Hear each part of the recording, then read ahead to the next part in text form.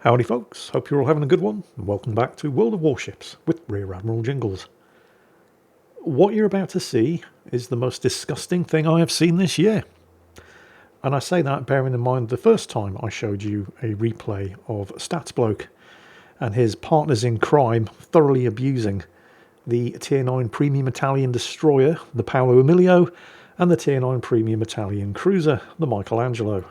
Because yes, he's back, and he's doing it again, although slightly differently this time. Before we go any further, I feel like I really ought to apologise in advance for the sheer disgusting depravity that you're about to witness. I feel like I should, but I'm not going to, because I've already warned you how bad it's going to be. So if you continue watching from this point on, that's on you. And while it is thoroughly disgusting, it's also really funny. And funny will do. Although it's slightly different to the last time we had this kind of team lineup, because instead of one Michelangelo providing a high-speed smoke for two Paolo Emilios, this time it's the other way around. You see, just like the Cylons, they have a plan. And it might just work. Also, it might not. Spoiler alert, some of it isn't going to. But if you don't try, you'll never find out, and watching them try is half the fun. So exactly who are the three villains responsible for today's acts of debauchery? Well, as always, Statsbloke, what you're going to see, happened on his World of Warships live stream where he regularly teams up with, is it Overlord Boo, Overlord Bow, or Overlord Bow? I don't know, and I'm probably never going to find out because every time I ask you Gits to tell me, you troll me and you give me three different pronunciations. So... I wouldn't have it any other way. I get it. It's funny. I understand. And in any case, today it doesn't really matter because he's going under an assumed name. He's calling himself Bloke Stats, presumably because he's just so ashamed of what it is that he's about to do, but also kind of funny because, you know, he's in a division with Statsbloke. Yeah, I know. And the third member of the division, also in a Michelangelo, is one of Statsbloke's viewers who joined them just to make up the division. So we've got Stats and Templar over there in the Michelangelos, the Tier 9 Italian Premium Heavy Cruisers, and we've got Overlord here in the Paolo Emilio. And if you're wondering why did he start the battle by backing up, well, this is the first stage of their cunning plan. Now it is not a plan so cunning that you could pin a tail on it and call it a fox and appoint it Professor of Cunning at Cunning University, but it was worth a try. They wanted to know if a Paolo Emilio, which can do basically 50 knots at full speed with an engine boost running, could push a pair of Michelangelos. And the answer is, no, it can't. The only thing that happens is that the Paolo Emilio slows down to the speed of the Michelangelos. But it was worth the try.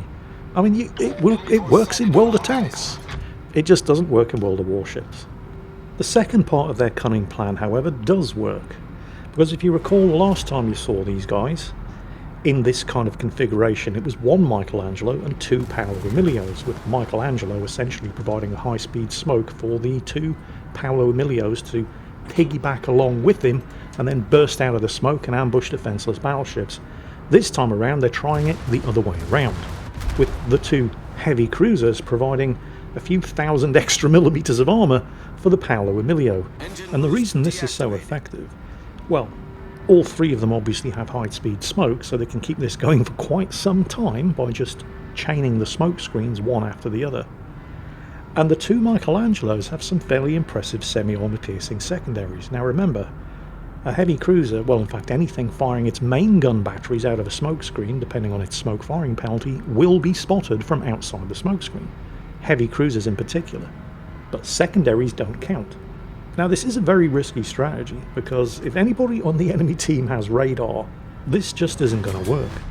But this is 3v3 brawl mode. And people don't normally take cruisers into this, because they just get nommed on by the battleships. Battleships which get very nervous when they see this high-speed smoke charging toward them and start shooting into it, giving their position away and allowing the secondaries on the Michelangelos to start softening them up. Remember, your secondaries can fire as much as you like. You can launch torpedoes as much and as often as you like, which in fact they are doing. It won't reveal your position inside the smoke screen. The only real defence against this, aside from radar, is to get something with torpedoes up ahead of this charging smoke screen and launch them into the smoke. Unfortunately, while there is a destroyer on the enemy team, it's a Kitakaze, and it only gets one torpedo launcher. Oh well, never mind. Too bad. I do recommend you all ensure that you have some hot water ready because you're going to need a shower after this one. The Lost Andy's up ahead. Poor bugger doesn't know whether to shit or go blind. He just sees this smoke screen approaching, and he knows what's in it, but knowing what's coming and being able to do anything about it are two entirely different things. The smoke's about to expire. All three of them have used their high-speed smoke generators, so here they come. Michelangelo on the left, peeling away. Yolo Emilio still using it as cover.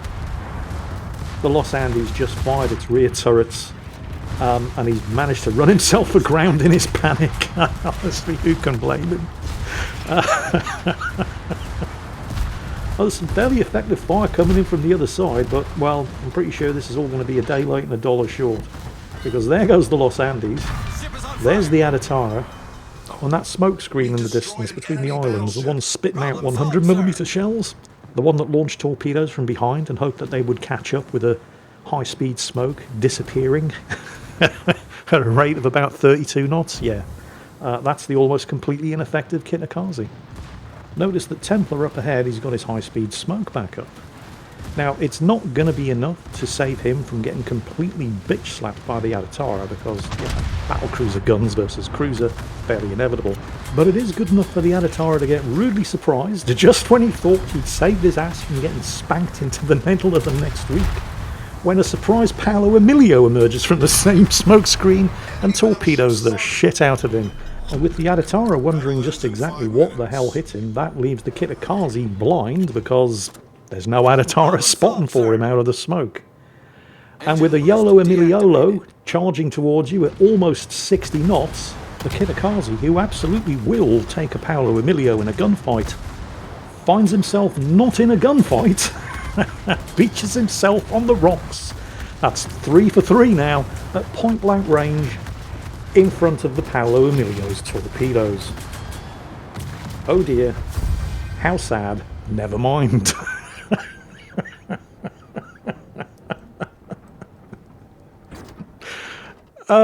Yeah. I warned you it was going to be disgusting, but I think you'll agree it was at least funny. And it also poses an interesting question. I mean, we'll take a look at the scores, but I don't think the scores actually matter here. The scores are unimportant. It's the concept. But the question I was wrestling with there, which hopefully you can help me answer in the comments, is why is it, what is it about this particular configuration that causes anybody confronted by it, because it happened to all three of the enemy ships, the second these three bust out of that high-speed smoke, everybody's initial reaction is to run around with their pants on their head and immediately drive their ship into the nearest island. Because honestly, that doesn't help. And yet, based on the available evidence, for some reason it seems to be the default response. I suppose this sort of thing is inevitable, though, when a game's been around as long as World of Warships has. I mean, it's 10 years old now. Because back when the game first came out, this sort of thing would never have been possible. And I don't just mean because there were no Paolo Emilios and there were no Michelangelos. I mean, originally World of Warships was very much a game of rock, paper, scissors. What I mean by that is if you were in an aircraft carrier, you were going to sink all the battleships. If you were in a battleship, you were going to sink all the cruisers. If you were in a cruiser, you were going to sink all the destroyers. And if you were in a destroyer, you were going to sink the aircraft carriers. It was very much like that. There was some diversity. American destroyers were gunboats.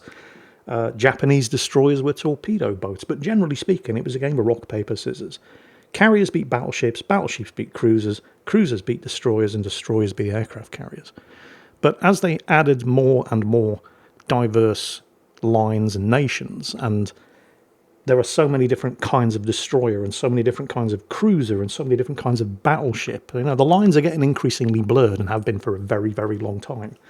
With that level of complexity, the whole rock, paper, scissors nature of the game basically hasn't been there for at least 5 years now. and it's inevitable that people are going to come up with the most disgustingly broken and overpowered combinations, kind of like this. Although there are hard counters to it. If you've got radar and enough torpedoes, this kind of combination is sunk before it starts. But in a 3 versus 3 brawl game mode, you're probably not going to have enough of each. And that's what makes this funny. So thank you to all 3 of today's reprobates for that thoroughly despicable display, highly amusing though it was. And I hope you all enjoyed it, because that's it for today. As always, take care, and I'll catch you next time.